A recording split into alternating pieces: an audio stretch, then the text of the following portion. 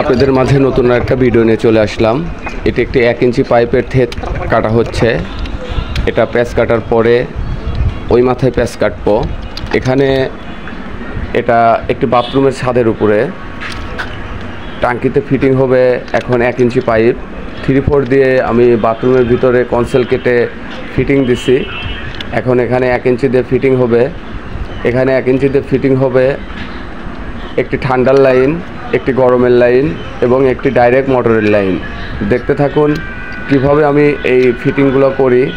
এখন এটা যে প্যাচ কাটতেছি, এটা বাইরে একটা ট্যাপ আছে, সেই ট্যাপের কানেকশন দেওয়ার জন্য এটার প্যাচ কাটা হচ্ছে। আর এইটার প্যাচ কাটার পরে আবার আরেকটা প্যাচ কাটবো, সেটা হলো গ্যাস পাইপের জন্য। দেখতে থাকুন কিভাবে আমি এই প্যাচটা কাটি।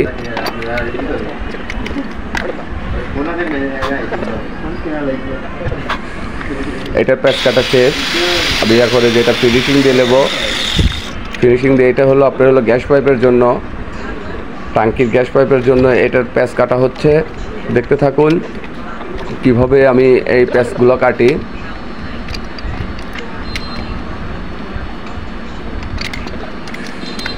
এটার প্যাচ কাটা হয়ে গেল।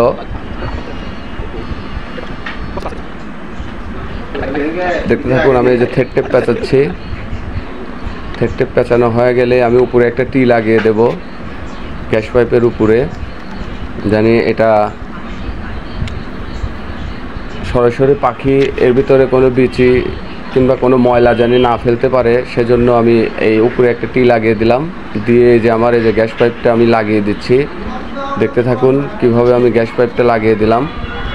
গ্যাস পাইপটা লাগিয়ে দেওয়ার পরে এখন আমি এই যে এটা কানেকশন দিয়ে দেব, যেটা আমার বাইরে একটা ট্যাপ আছে, এই ট্যাপের জন্য সিঙ্কের জন্য এটা আমি কানেকশন দিয়ে দেবো। এটা কানেকশন দেওয়ার পরে আমি গরম লাইনের যে হট যে পানিটা যে যাবে গিজার থেকে, আমি সেটার কানেকশন দিয়ে দেব।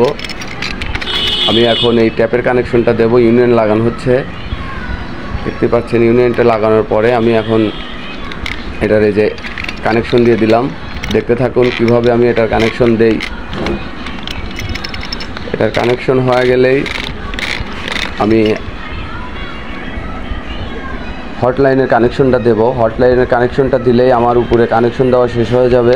টাঙ্কিতে পানি তুললেই নিচে পানি চলে যাবে। দেখতে থাকুন।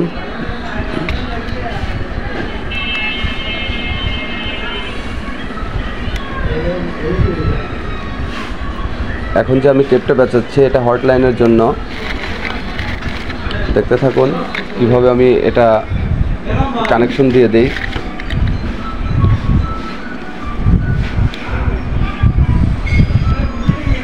এটা আপনাকে একটা নিপুল। ধন্যবাদ সবাইকে। আসসালামু আলাইকুম।